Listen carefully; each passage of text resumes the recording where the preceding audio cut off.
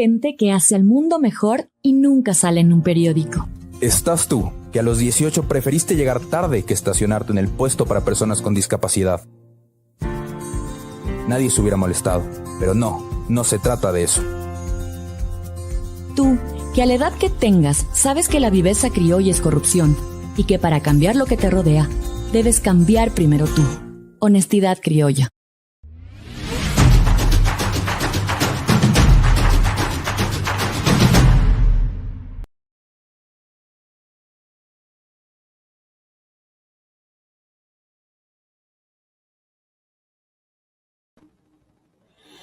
Queridos amigos, muy buenas noches. Bienvenidos a una edición más de las entrevistas de Criterios Digital. Bueno, pues es una coincidencia. El día de ahora, que es nuestro día habitual para las entrevistas, pues el presidente Lasso cumple los primeros 100 días.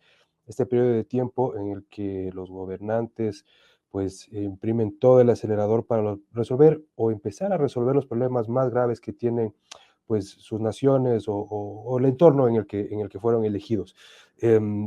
Pues bien, hay buenas noticias para el país. ¿Por qué? Porque la vacunación ha ido avanzando, es una promesa cumplida, tal vez la más importante, la más relevante, porque finalmente pues el mundo se enfrenta a la muerte y la vacuna es sinónimo de vida y las cosas son simples. De hecho, como ya les voy a mencionar, hay unas mediciones sobre la aprobación, credibilidad, eh, que están por lo alto en el caso del presidente Lasso.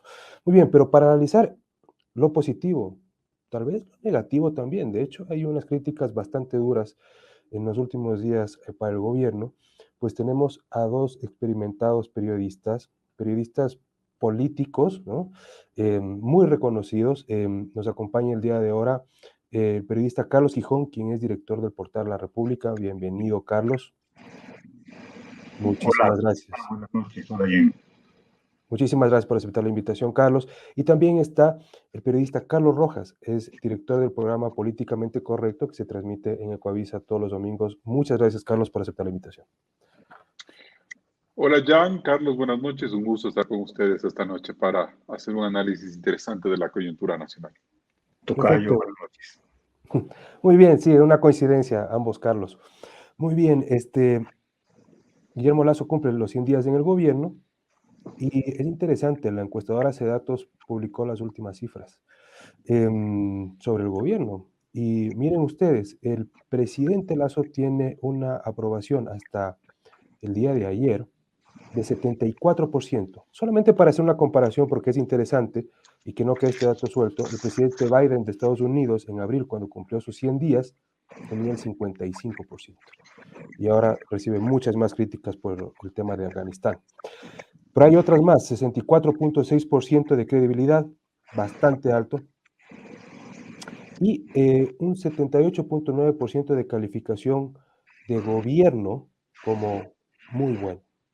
Además, dentro de las promesas de campaña, la población encuestada, es decir, bueno, en este caso los ecuatorianos, considera que o califica con un 96.3% entre bueno y muy bueno que ha cumplido el plan de vacunación, es decir, es casi perfecto.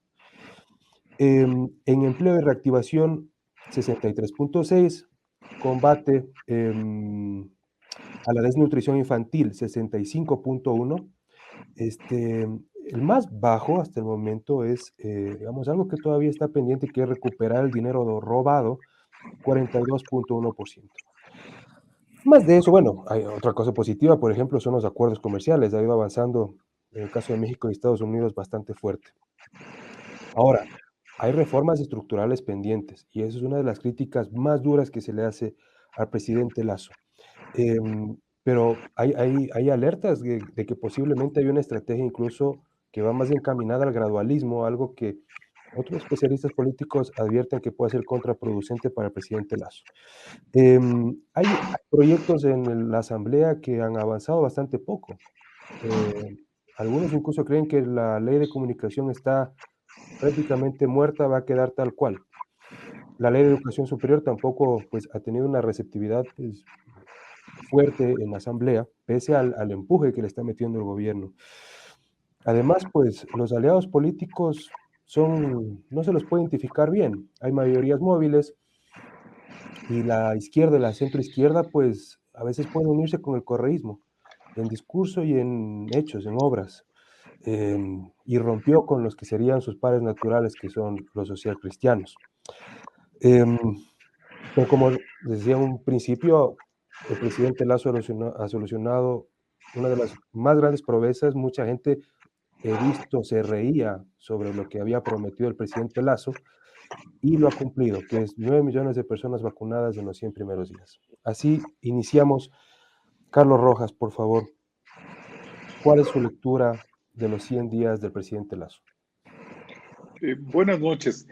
Yo creo que hay unos dos o tres temas que me parece valen la pena rescatarlos. La primera es, en efecto, hay una promesa cumplida en el plan de vacunación, más allá de los efectos económicos y en la salud pública que innegablemente esto tiene, puede plantearle al gobierno en general un valor imponderable mucho más fuerte, que es el de la eficiencia.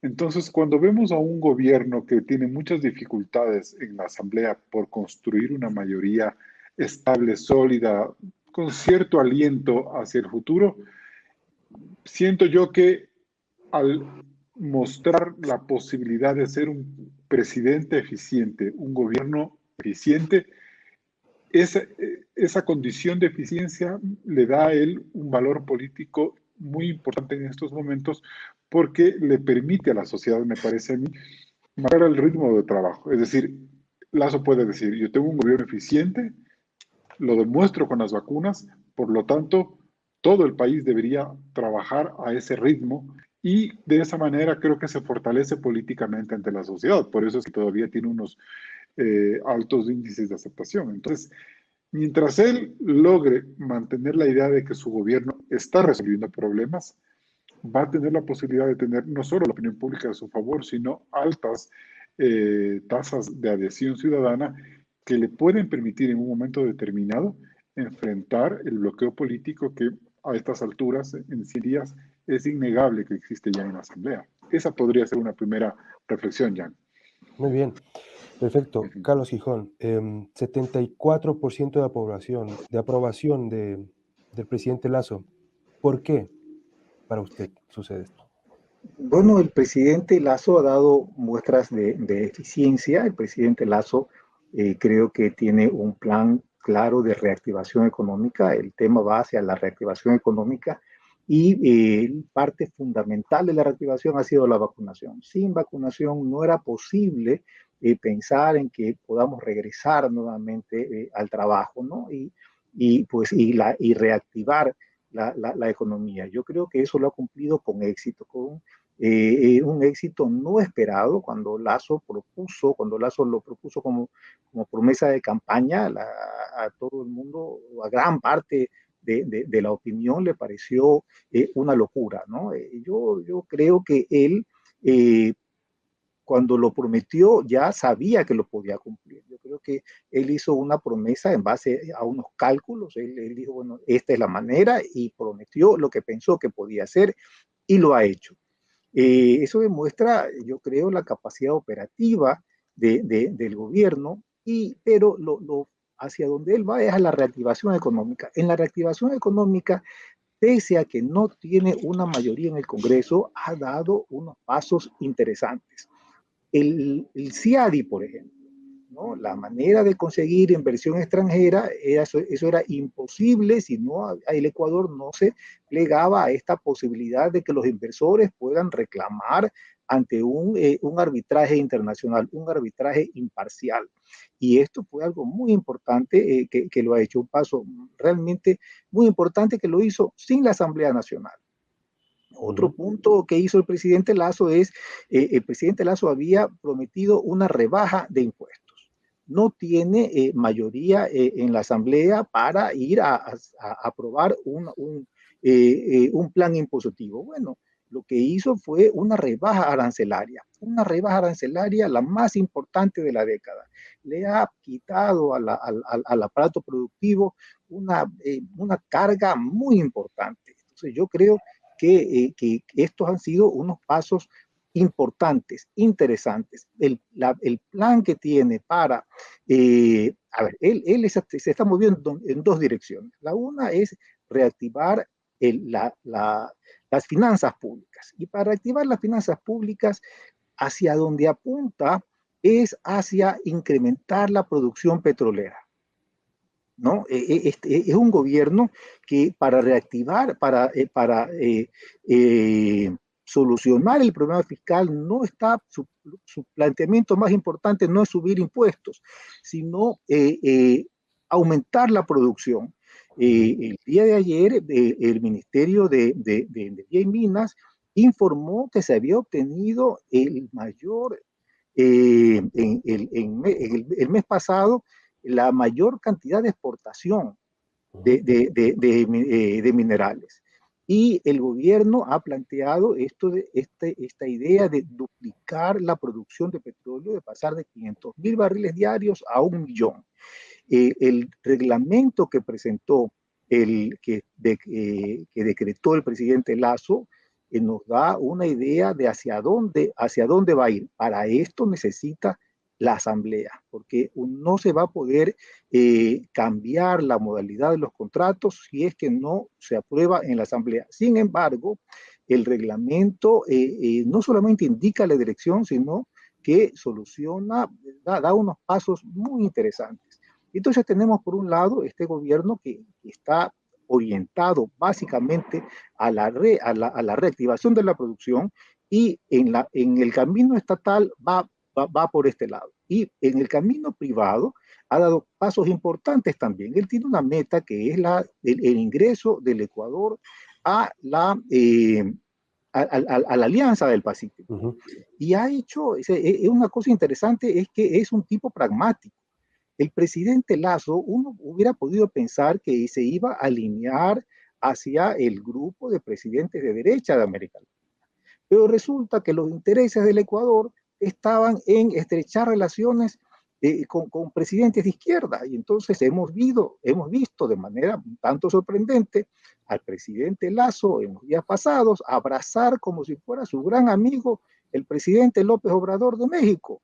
Uno de los presidentes más a la izquierda. El presidente Lasso ha ido a México a abrazar a López Obrador y a obtener la promesa de que va a hacer lo posible por el ingreso del Ecuador en la Alianza del Pacífico. Y la Alianza del Pacífico significa más exportaciones, más empleo, más producción para el sector privado. Entonces, vemos un gobierno que tiene un plan bastante claro, y que estos 3 meses se ha dedicado a trabajar en esa dirección, aumentar la producción en el sector público y en el sector privado, y ha dado los pasos necesarios. Claro, lo más visible es la vacunación, y la vacunación es fundamental, pero el CIADI, el acercamiento a México, el plan petrolero, en 3 meses, realmente es interesante lo que está pasando.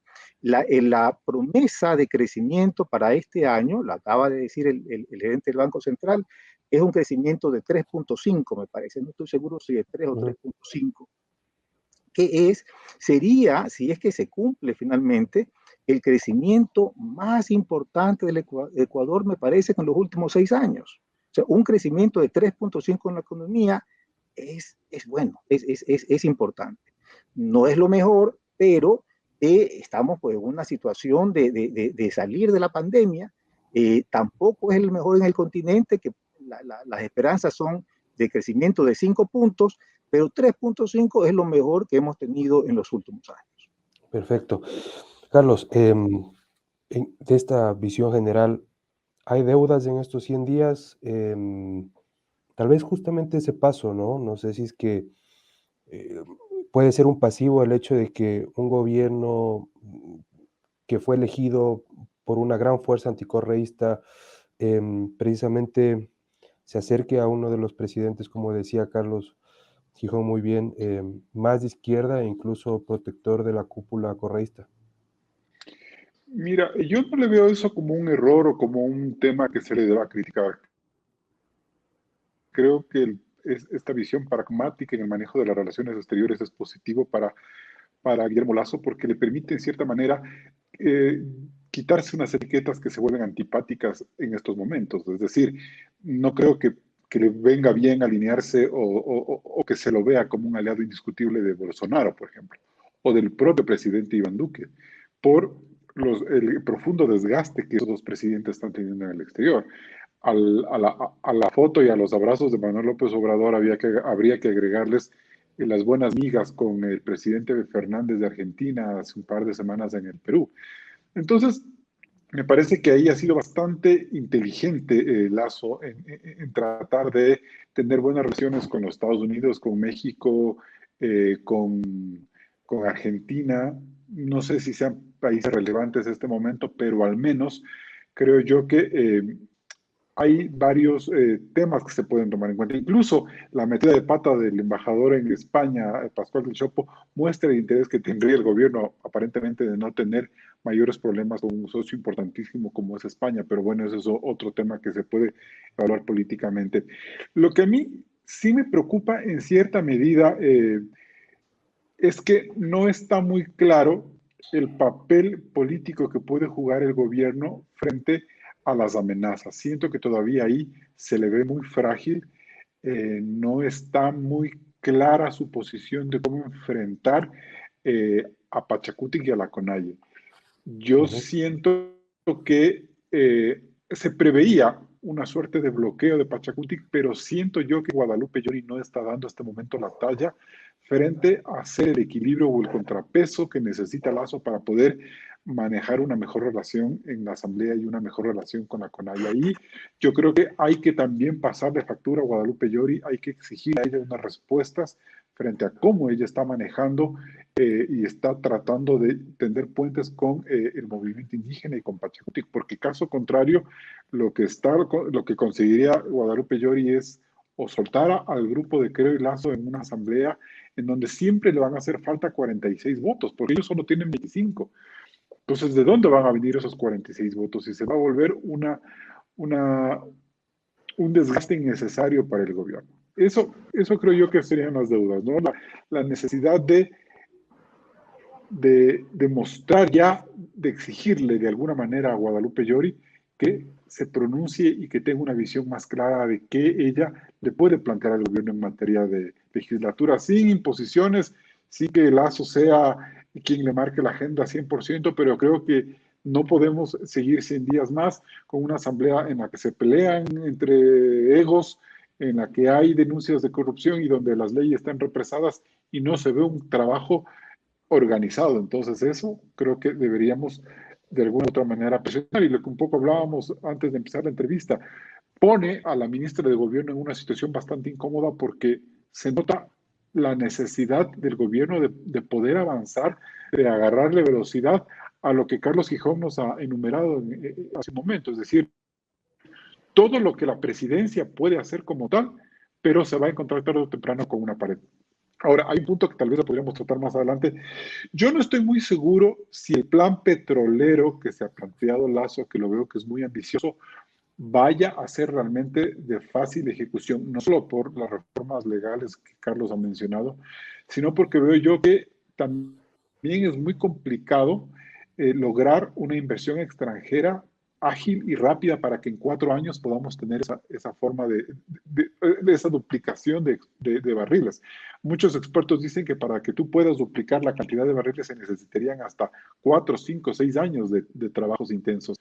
Pero esos trabajos, en el caso de Ecuador, hay que poner reformas legales, diálogos con las comunidades, procesos ambientales, críticas de los sectores ecologistas, que va a ser muy complicado. Y adicionalmente, me parece a mí, Jan, es la reputación de Petroecuador. Una entidad petrolera que hasta hace pocos años estuvo inmersa en los escándalos de Odebrecht, en lo de los sobornos, con un ex titular que se pegó un tiro en el mes de, me parece que fue en el mes de mayo, antes de que Lasso se posesione.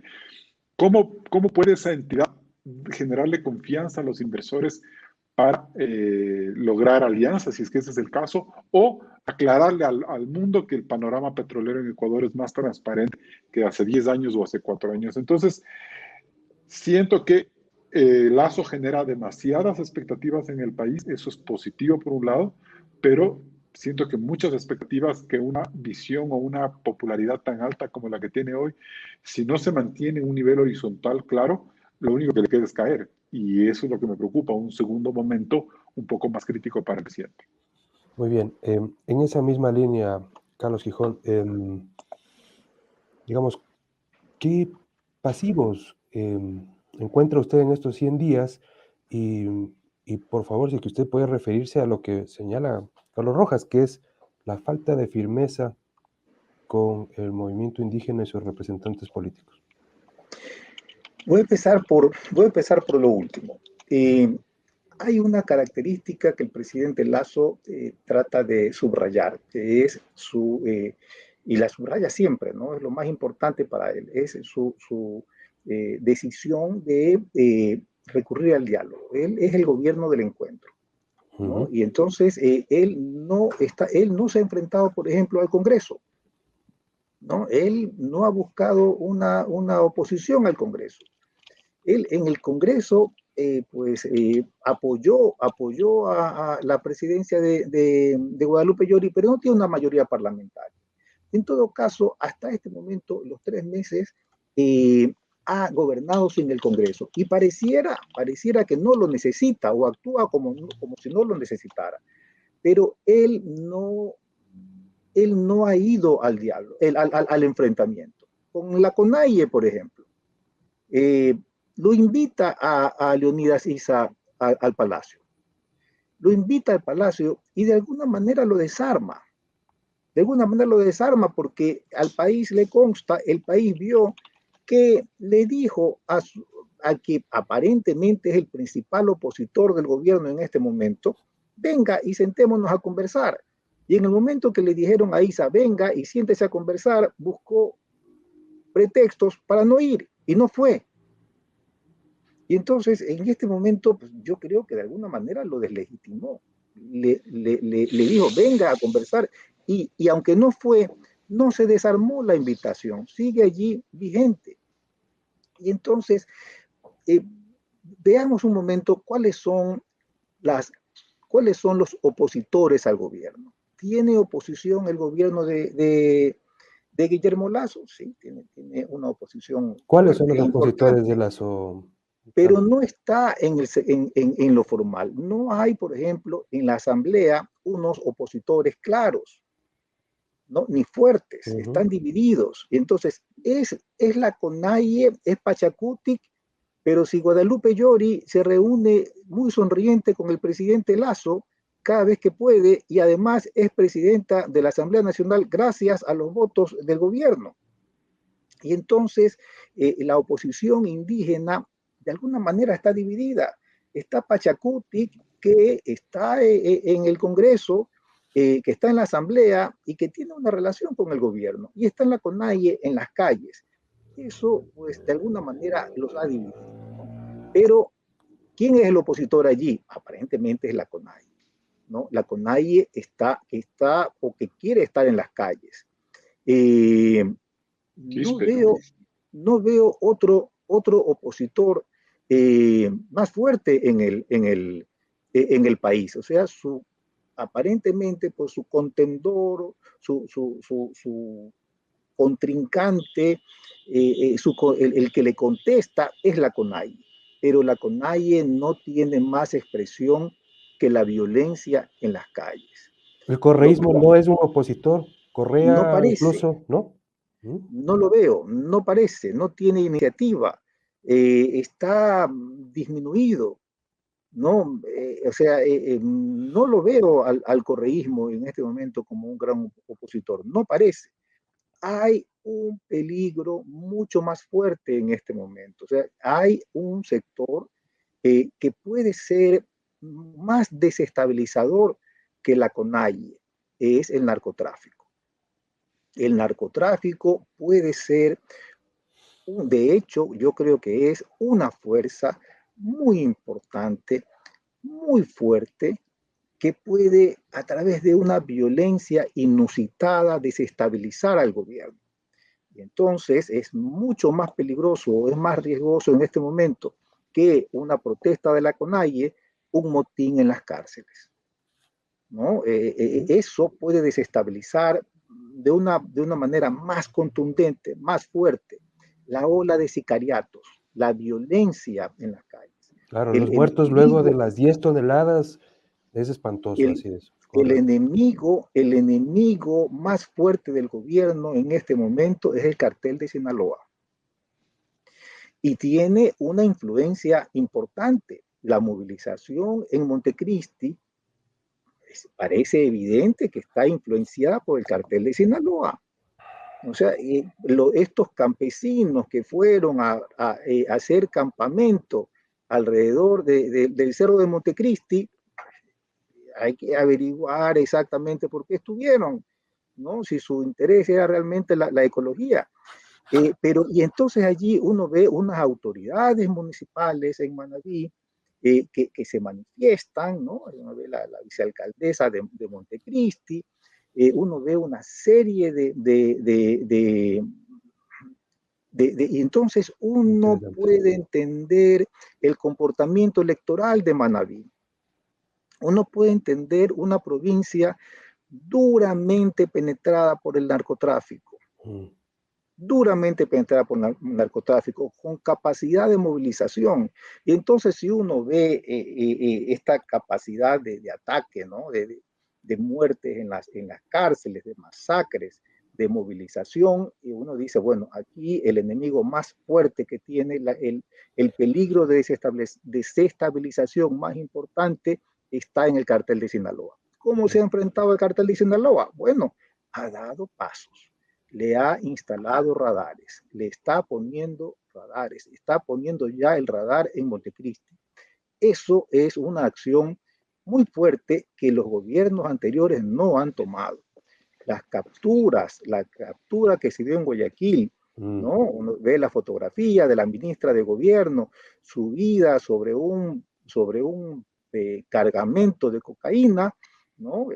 Es interesante, es importante, ¿no? La ministra de Gobierno, esta mujer menudita, aparentemente frágil, ¿no? Que le ha asestado al narcotráfico el mayor golpe de los últimos años. Y entonces, y además uno ve las imágenes de las Fuerzas Armadas. Las Fuerzas Armadas están movilizadas en todo el país, ¿no? Están movilizadas en todo el país, están controlando carreteras, están rodeando las cárceles. Hay una movilización muy importante. Uno dice, bueno, aquí hay una mano que está gobernando. Hay una mano que está gobernando, hay un gobierno que está manejándose con firmeza. O sea, el problema del radar en Montecristi se solucionó con un decreto, declaró, invocó la seguridad nacional, mandó al ejército, desalojó en la madrugada a los que protestaban, a los protestantes, y entiendo que está instalando ya el radar. Entonces, parece que el gobierno ha entendido eso, parece que el gobierno ha entendido que su principal oponente en este momento es el cartel de Sinaloa. Muy bien. Y con el cartel de Sinaloa pues no va a dialogar, pero con la CONAIE sí.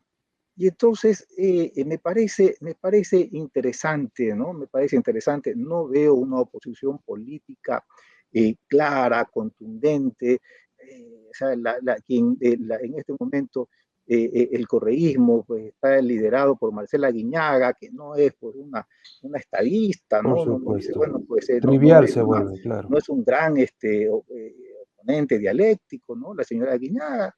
Y entonces, pues, los opositores son Marcela Guiñaga, el señor Leonidas Issa, ¿no?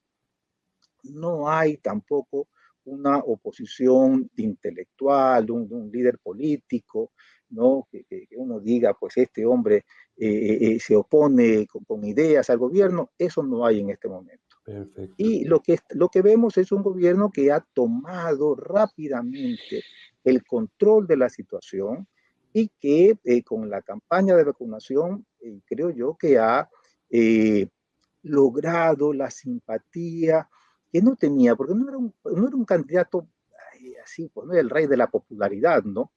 Ha hecho cosas interesantes. Por ejemplo, La gente pensaba que Lasso iba a ser una especie de Bolsonaro, un hombre de derecha, radical, ¿no?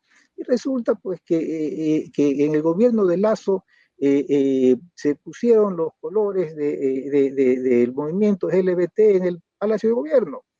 Y eso, y ese acto sencillo, simbólico, fue muy importante. Fue Perfecto. muy importante, ¿no? Ese ha puesto a una secretaria de Derechos Humanos del movimiento feminista. Entonces, Ahora, eso, Carlos, eso también ha caído mal en ciertos grupos, precisamente que en un principio serían los que en verdad son los seguidores del presidente Lasso. Y justamente sobre eso, Carlos Rojas, em, es interesante lo que plantea Carlos Gijón. ¿Quiénes son los verdaderos opositores al gobierno?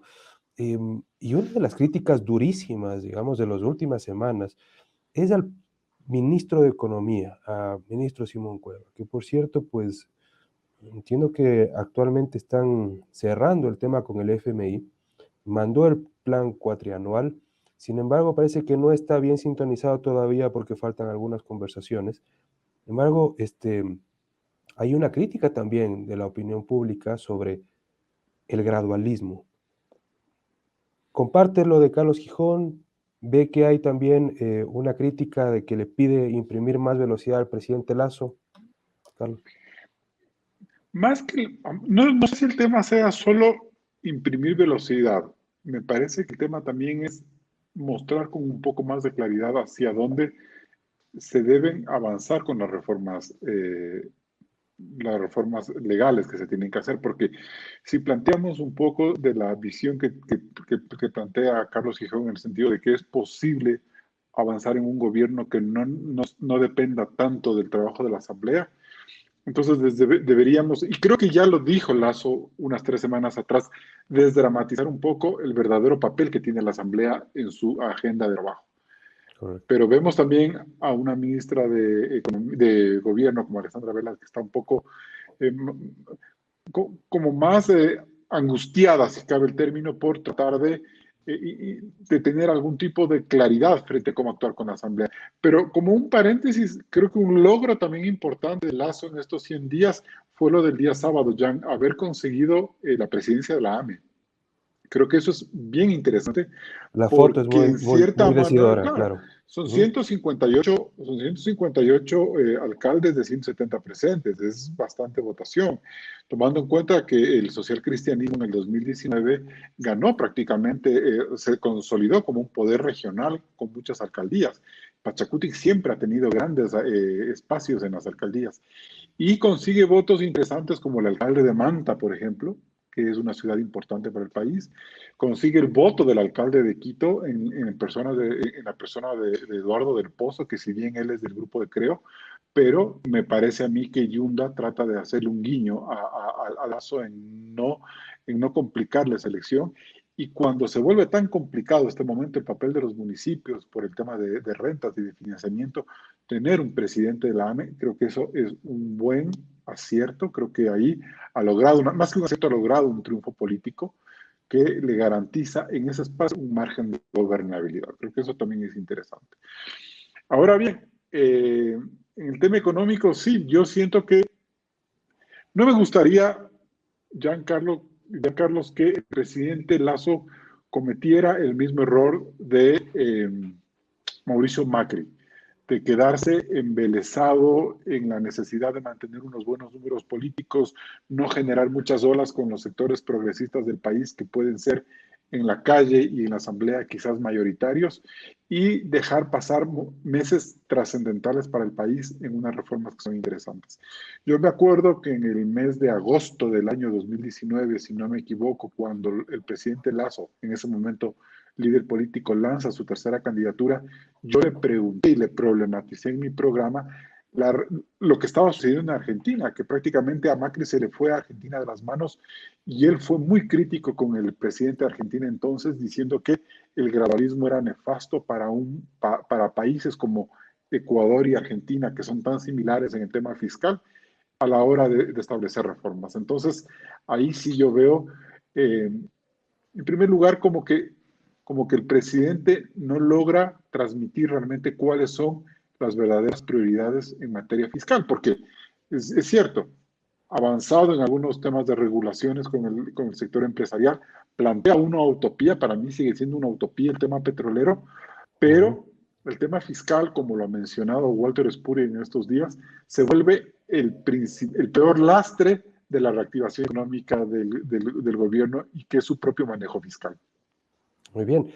Carlos Gijón, coincide en el análisis, incluso hay columnas, se ha escrito a la opinión pública y le alertan sobre el tema del gradualismo al presidente Lasso.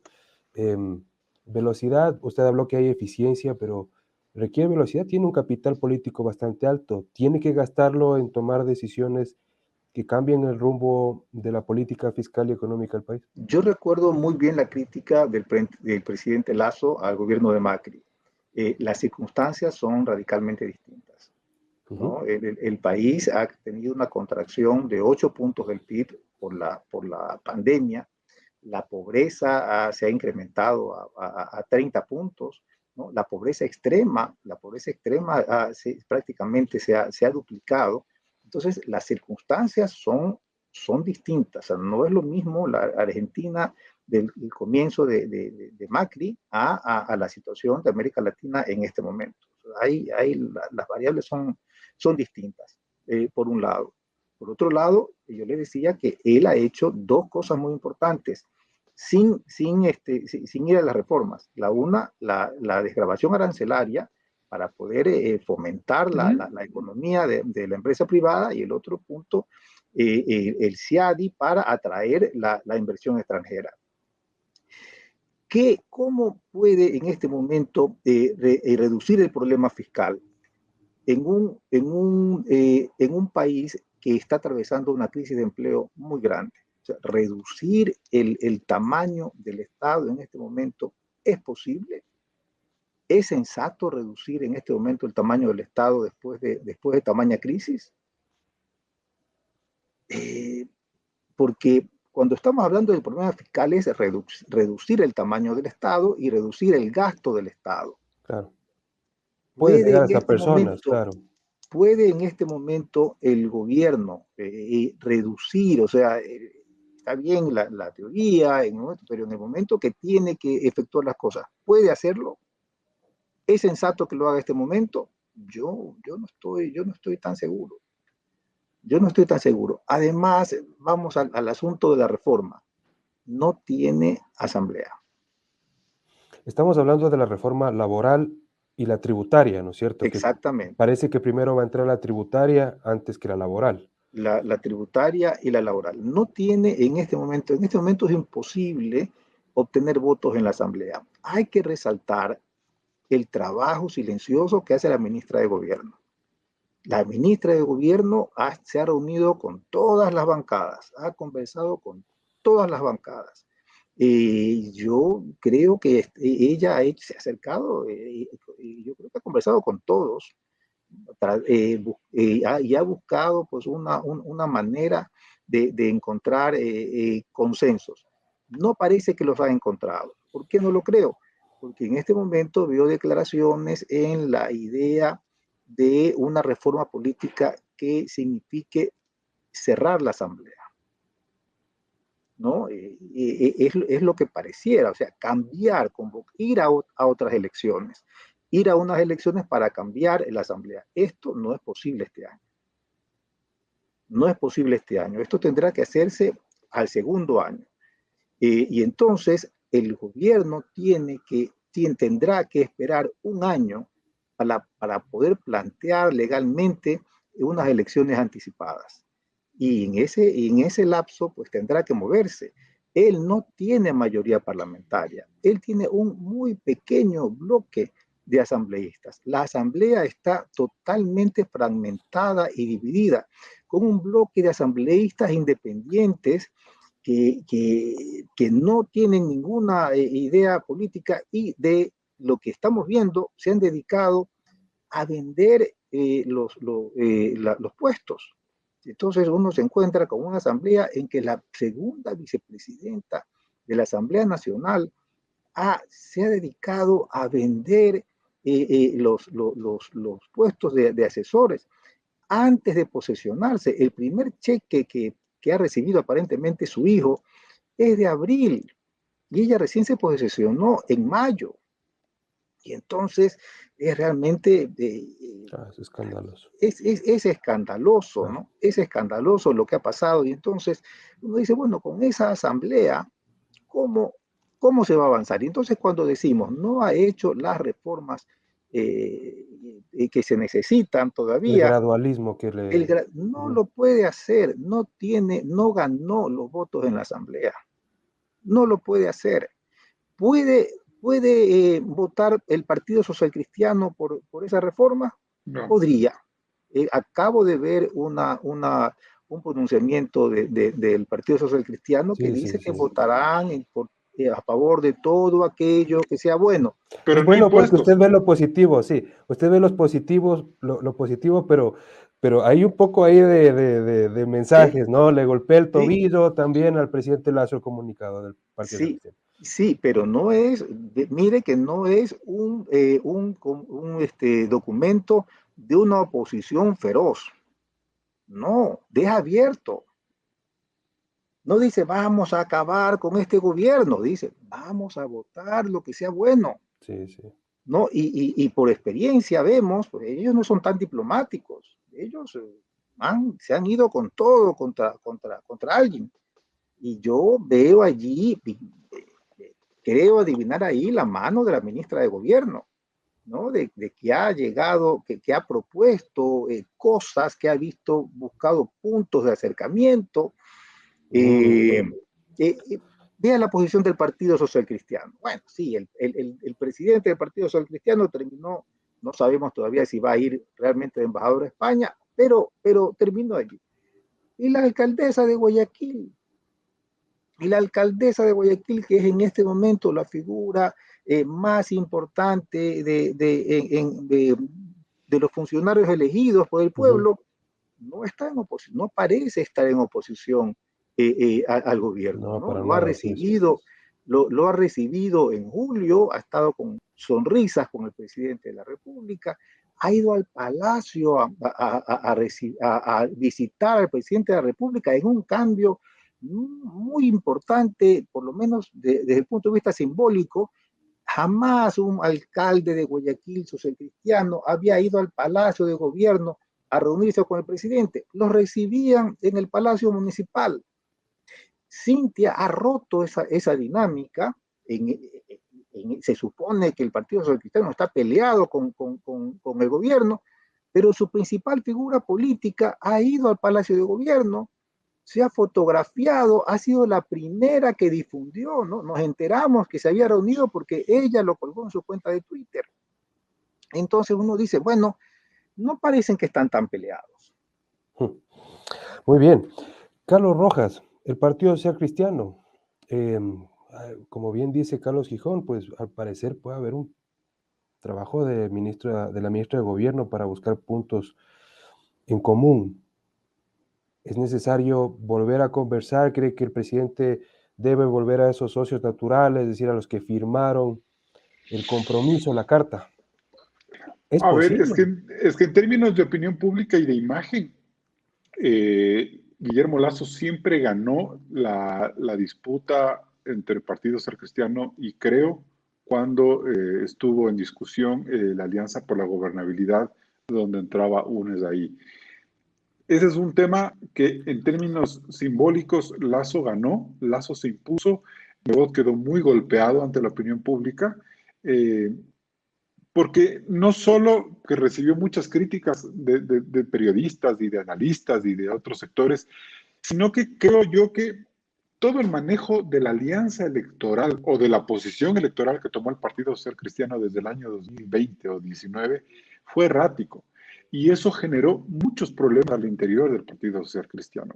Este primer acercamiento que hubo, por ejemplo, con Alvarito Noboa, que se decía que podía ser el candidato, causó mucha molestia al interior del Partido Social Cristiano. El mismo rechazo de Noboa a ser candidato a la presidencia molestó a gente en el Partido Social Cristiano, porque veían que era un partido manejado al capricho del presidente, de su líder natural.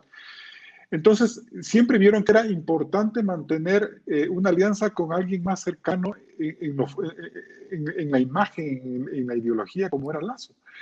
Y creo que después de que se rompe, a mí me pareció que fue muy aparatosa la ruptura. Creo que improvisó mucho César Monge y el propio Guillermo Lazo en la salida con Jaime Nebot, porque creo que no era la forma en la que rompieron la alianza. Creo que sí pudieron haber, o sea, si hubiera habido una mejor planificación, hubieran podido ser más caballerosos. Creo que eso ahí se equivocó Lazo y se equivocó mucho porque eso le puede costar en el momento menos pensado, le puede costar esa ruptura. Fue una ruptura fea. No creo que el Nebot se lo merecía, pero bueno, eso es otra cosa. Pero pese a ello, me parece a mí que quedaron muchas puertas abiertas entre las dos corrientes. No solo la del Chopo, creo que la hija de León Febres Cordero ha jugado un papel fundamental en orientar al social cristianismo, el papel de Neira, el papel de la misma Cintia Viteri, y creo que hay dos personajes que son importantes en este relato, ¿no? Es Cucalón y Cristina Reyes, que pese a que ellos se han mantenido dentro de la disciplina partidista del PSC, han sido muy generosos en sus miradas hacia lo que está haciendo Lazo. Y creo que ahí hay algunas cosas que se pueden rescatar y que creo que podría trabajar por ese lado Nebot. Alexandra Vela tiene mucho terreno que ganar, siempre y cuando Nebot no se reinvente o no se revitalice o no salga de este golpe que recibió en el mes de mayo. Carlos Quijón, En el momento en que Nebot se recupere de alguna manera, le puede pasar factura a lo que ocurrió. Muy bien, solamente para cerrar este capítulo del Partido Social Cristiano, y es importante verlo porque finalmente es la misma tendencia, ¿no? Y lo natural sería que estén juntos. Los de Creo dicen que no es la misma tendencia. Bueno, no, dicen que no es la bueno, misma tendencia. Eso tal Pero vez bueno, por justificar la ruptura, ajá. tal vez sí. Pero dentro de los nombres que Carlos Rojas dice, no dice uno que es bastante decidor, principal, fundamental, que es Henry Cronfle.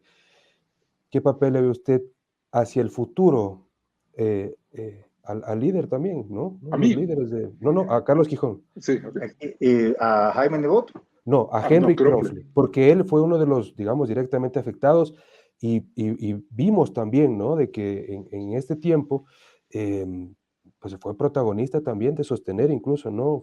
Fue vehemente el partido y me refería a que los nombres que dio Carlos Rojas, que son grandes políticos, o sea, nadie puede dudar del señor Cucalón, su integridad y su sapienza política, pero no mencionó Carlos Rojas ese nombre, Henry Cronfle.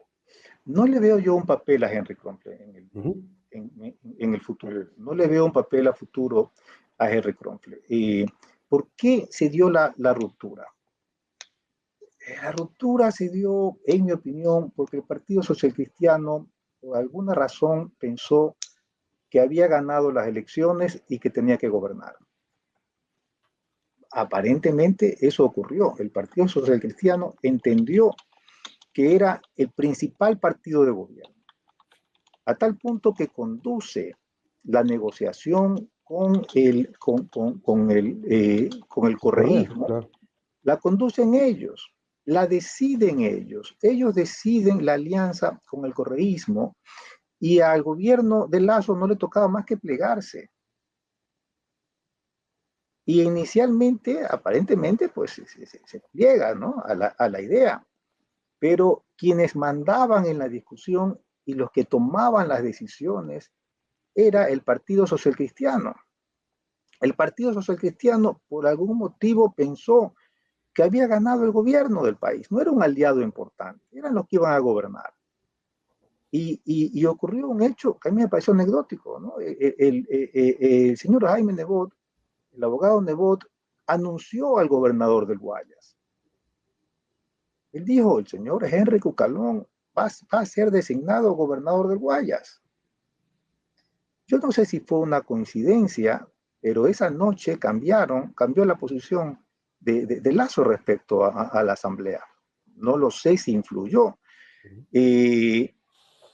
Pero lo que uno veía en los hechos era al señor Nebot nombrando gobernador del Guayas Había escogido quién iba a ser el presidente, había escogido quién iba a ser el aliado del gobierno, al correísmo, había escogido a quién iba a ser presidente de la asamblea y acababa de nombrar al gobernador del Guayas. Bueno, ese día se rompió la alianza. Al día siguiente, creo, votó por Guadalupe Llori para la presidencia de la Asamblea Nacional. Y lo que hizo Guillermo Lasso fue dejar bien claro que aquí mandaba él, que el presidente de la República era él, que el líder de este gobierno era él. Hubiera sido, creo yo, de otra manera si el Partido Social Cristiano hubiera actuado como un socio menor, como lo que era, ¿no? Era un aliado que no había ganado las elecciones y yo creo que fue un exceso de arrogancia, ¿no? Un exceso de arrogancia. No extraña en el Partido Social Cristiano que terminó con esta ruptura dura, ¿no? Dura, fuerte. Sin embargo, hay muchos vínculos familiares, hay una cercanía ideológica, ¿no? Aunque es cierto que en la campaña electoral el Lasso fue cambiando poco a poco en el espectro y uno de pronto se encontraba con un candidato socialdemócrata, un candidato que ofrecía incrementos fuertes de salario, ¿no? Uno se encontraba con un candidato que parecía un candidato socialdemócrata. Y uno luego se encuentra en el gobierno. Vean, un plan muy importante del gobierno que la prensa no le da mucho espacio porque la verdad es que no da mucha sintonía. Es el plan el plan para combatir el hambre. El De gobierno, desnutrición, sí. claro, Está muy bien valorado, el gobierno 65.1%. ha iniciado un plan muy importante para combatir el hambre, ¿no? Porque resulta que en este año el hambre se ha incrementado no solamente en los niños, sino también en los adultos. Y es algo que escuché mencionar en algún lado a Lasso, decir cómo le había llamado la atención. Era su tercera campaña electoral y encontraba algo que no había visto antes, que era que gente adulta expresaba tener hambre. Y entonces él se da cuenta que esto es un problema que antes no existía y empieza, y la ministra May Montaño parece haber diseñado, por lo menos esto es lo que han mostrado, un plan bien interesante. Y uno lo ve al presidente Lasso reunido cada mes con estos comités para luchar contra el hambre.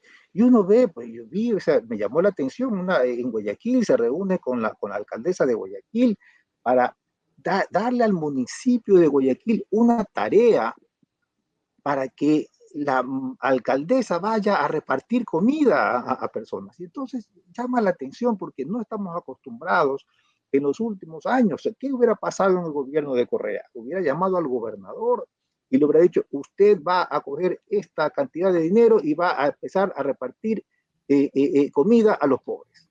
No, llama a la alcaldesa del partido con el que ha roto y se reúne con ella y le dice, necesito que usted tome un papel protagónico en esto. Y Muy entonces bien, claro. tenemos una dinámica distinta. Tenemos un gobierno que deliberadamente ha tomado una dirección en la que no estamos acostumbrados. Hemos estado acostumbrados a unos gobiernos que atacan a sus enemigos, que los insultan, que les trata de restar protagonismo. Y ahora pues tenemos un gobierno que va y se sienta y los abraza y les sonríe y les dice, necesito que usted me ayude en esto. Y entonces lo mismo que le aplicó a López Obrador, lo está haciendo con Cynthia Viteri, con el Partido Social Cristiano. Y quién sabe, le toque a Isa también el mismo abrazo. Claro, si Isa hubiera ido, al Palacio de Gobierno el día que Lasso lo invitó, lo hubiera abrazado, hubiera salido con buenas maneras a sentarse con él y entonces desconcierta a las personas, ha desconcertado a los opositores. De pronto se encuentran con este hombre bonachón ¿no? Que va con la sonrisa a extenderles la mano. Ujú. Y me parece que esta es la principal característica de este gobierno. Es un gobierno Sebastián Díaz. pragmático. Perfecto. Carlos Rojas, tenía alguna observación, creo, lo vi que quería pedir un poco la palabra Sí, cuando o sea, estaba hay el una tema cosa más antioqueño. circunstancial con el tema este de Nebot, pero bueno, yo digo, ¿no hubiera sido interesante que quizás Lazo, en un gesto de cumplir su palabra, haya votado por Cronfle para la presidencia, por ejemplo, y ya, y se acabó, y dejar que el resto de cosas se hagan en otro acuerdo? Digo, en cierta medida, porque creo que eso le hubiera, no sé si es mejor tener a Cronfle que tener a Yori en la asamblea. Esa era un poco una duda que tenía desde el otro día, pero era una cosa circunstancial que quería hablar mientras eh, Tocayo, yo Carlos creo que, exponía. Tocayo, a mí me parece, yo tengo la impresión que lo que hizo él es una respuesta política a un partido que, a- que parecía pensar que había ganado la presidencia de la República. Fue una respuesta política fuerte, contundente, porque Ujú. este hombre que va con una sonrisa y abraza, en un momento es capaz de dar ese golpe que les dio. Ahora, lo Muy que yo bien. sí creo que es Ujú. importante, no solo para cerrar ahí, me parece a mí que los tiempos son interesantes para Lazo como político en estos meses, porque se habla, no sé, no estoy en Guayaquil todo el tiempo, pero se habla de una cierta debilidad de la alcaldía de Guayaquil como centro del poder social cristiano. Entonces creo que esa circunstancia que le tiene un poco estresado a Nebot por cómo van los números de Cintia, por algunos problemas que se han dado ahí, era el mejor momento como para desactivar ese acuerdo si es que se veía tan incómodo como lo plantea aquí el tocayo Gijón. Muy bien, Ajá. interesante esto, Carlos. Dos últimas consultas y muchísimas gracias por aceptar la invitación. Em, ¿De qué debe cuidarse Carlos Rojas del presidente Lazo? Carlos Gijón hablaba de que el verdadero opositor es el narcotráfico. ¿Coincide? ¿Hay hay otras consideraciones que debe tener el presidente? A mí lo que me preocupa y creo que debe cuidar lo del narcotráfico, creo que Carlos lo pintó con mucha Ujú. claridad. Yo creo que él debe cuidarse, el presidente Lazo, es de no desencantar a la gente o de que la gente no se desencante de él. ¿En qué sentido? Escuché la semana anterior a oírle, a lo mejor le escuché a Patricio Donoso, al ministro del Trabajo, hablar de más o menos cuál es su plan laboral. No tiene muy clara la reforma. Creo que de la reforma laboral en la parte legal como tal no se puede esperar mayor cosa, no hay un mayor margen de maniobra porque se tienen que respetar una serie de derechos laborales que son inobjetables. No se puede tener una cosa muy dispersa entre un código y el otro. Pero él hablaba de tres aspectos adicionales con los cuales se tiene que crear empleo. Inversión extranjera eh, y el apoyo a las microempresas y a los emprendedores y sobre todo la consigna, el sello del presidente Lazo al gobierno de que el Estado, y que me parece que es responsable de cierta manera, no puede seguir siendo una fuente de creación de empleo que es improductivo por el simple hecho de solucionar una estadística, porque al Estado eso le significa un dinero muy fuerte, un gasto, una erogación demasiado alta. Pero me parece a mí que ahí él está depositando en el mercado, en el empresario, la posibilidad de que se cree empleo. Sí, es verdad, en teoría el mercado es el que te tiene que poner el número de plazas de trabajo que necesita este país, pero me preocupa que ese sea un tema que es vital para los ecuatorianos, lo que uno recibe en chat, lo que uno ve en Twitter, de gente de todas partes que te pide trabajo, que está buscando trabajo, uno dice, si eso no logra conseguir Lazo, porque otra cosa es delegar a la empresa privada que lo haga vía el comportamiento de la economía en general, me parece a mí que es muy arriesgado, porque creo que también en el momento más crítico de la historia, de los momentos que ha sufrido este país, los empresarios tampoco se juegan por un gobierno, terminan siendo pragmáticos ellos, toman distancia con el pretexto de que no se hicieron todas las reformas del caso, abandonan a los presidentes y también se dejan llevar por una lógica populista que puede ser preocupante. Entonces, lo que yo digo es, hay un verdadero compromiso del sector empresarial de apoyarle a Lazo en esta construcción del empleo, más allá de lo que Lazo pueda hacer en el aspecto legal, de regulación y de crear un verdadero clima que atraiga inversión extranjera y local para dinamizar la economía al ritmo que necesita, porque lo que se necesita es incorporar a 7 de cada 10 ecuatorianos en el sector formal. Entonces es una tarea más ambiciosa que duplicar el petróleo. Si eso no se consigue de aquí a 6 meses, Carlos, a 8 meses, el presidente Lazo va a tener unos serios problemas de popularidad y de inconformidad ciudadana. Muy bien. Finalmente, Carlos Gijón, vamos por ahí mismo. ¿De qué debe Bueno, cuidarse el presidente Lazo en los de lo que está próximos meses? diciendo Carlos Rojas, Coincide.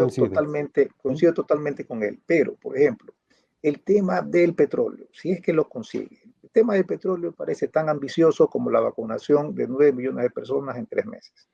¿No? La mayoría dijo, está el presidente, el candidato Lazo está loco.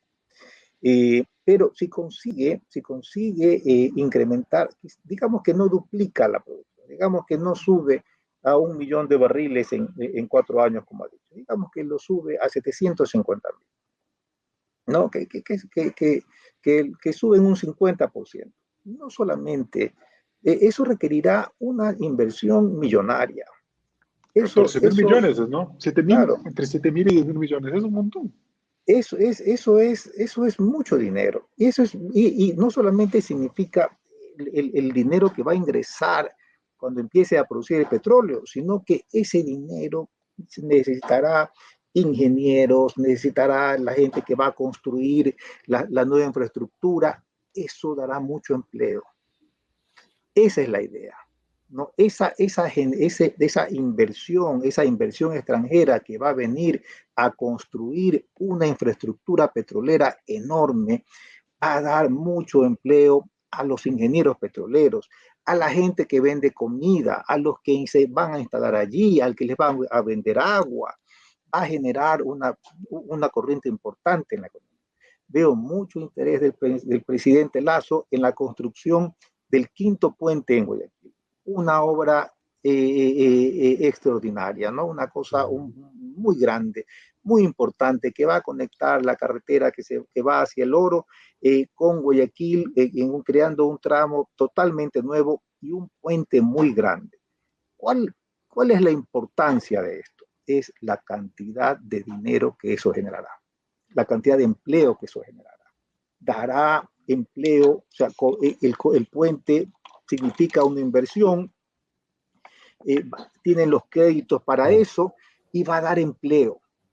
Uno escucha que Lazo le dice al presidente de Rusia que quiere que instale aquí una fábrica de vacunas. Es lo mismo, es esa lógica que tiene él de que necesita inversión, que venga otro a poner dinero aquí para poder dar empleo. Yo creo que en un primer momento la generación de empleo va a ir relacionada con la construcción de infraestructura, inversión estatal. Por eso no puede bajar el gasto del Estado en este momento, porque en épocas de grandes crisis, o sea, en la Gran Depresión americana, la fórmula fue construir carreteras para que la gente tenga empleo. Y entonces la situación ha cambiado. La situación es muy diferente. Y entonces, este año, el gobierno va a tratar de construir simultáneamente muchas cosas, de que se construyan infraestructura petrolera, de que se construyan unas carreteras, y eso va a significar un gasto público que va a servir para reactivar la economía. Y mientras tanto, mientras eso ocurre, tratará de impulsar una reforma legal para que en el futuro inmediato, para que en 1 año, 2 años haya una reforma laboral. La reforma laboral no la puede hacer este año. La reforma laboral la hará cuando tenga una mayoría en el Congreso. Para eso, en 1 año, probablemente decida cerrar el Congreso, ir a una muerte cruzada y tener un Congreso fin. Mientras tanto, necesita que venga inversión para el petróleo, necesita el puente, seguramente se va a dedicar a construir carreteras con el mecanismo de cobrar peaje, de concesión, pero él necesita reactivar la economía. y yo no veo otro camino en este momento que el de las grandes construcciones de obra pública. Inversión. Muy bien. Carlos Gijón, Carlos Rojas, muchísimas gracias por acompañarnos en esta edición de las entrevistas de criterios, y a las personas que nos ven, hasta el próximo martes. Muy amables. Gracias. Un abrazo, gracias.